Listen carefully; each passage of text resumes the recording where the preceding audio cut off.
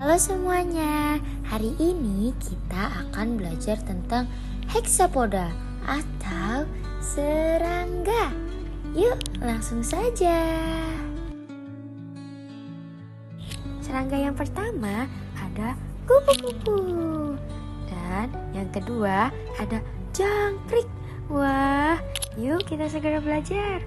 Lihatlah, ternyata jangkrik dan juga kupu-kupu punya persamaan dalam struktur tubuh. Yang pertama, ada kepala, di mana di kepala ini ada mata yang besar, mulut, dan juga dua antena untuk merasakan sekitar. Lalu, di bagian kedua ada dada atau toraks.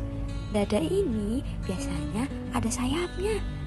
Kemudian di bagian terakhir, di bagian ketiga ada perut atau abdomen.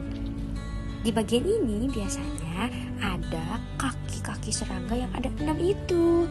Dan juga biasanya ada alat reproduksi. Coba analisa bersama yuk.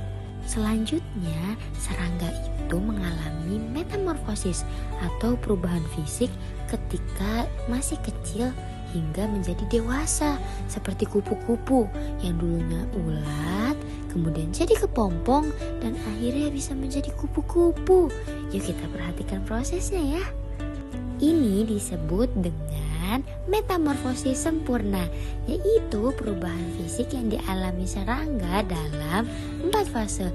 Yang pertama fase telur, yang kedua fase larva, yang ketiga fase pupa, dan yang terakhir imago atau dewasa.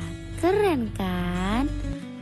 Berbeda dengan kupu-kupu, jangkrik justru mengalami metamorfosis tidak sempurna karena hanya mengalami 3 fase, yaitu telur, nimfa, dan juga imago atau dewasa. Lihat, perhatikan perbedaannya.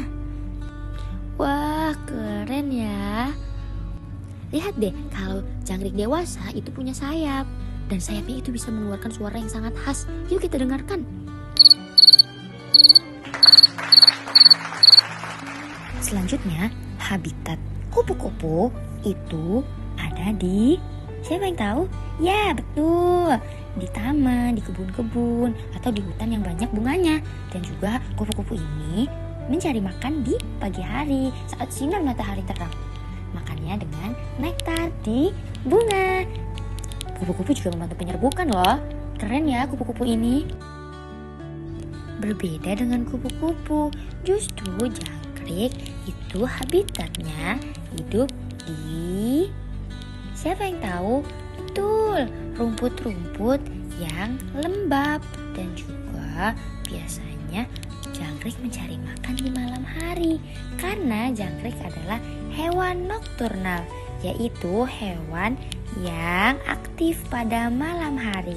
Jangkrik ini makannya bisa daun-daun segar, daun kering, sayur-sayuran, atau buah-buahan. Wah, jadi kenal kan dengan jangkrik?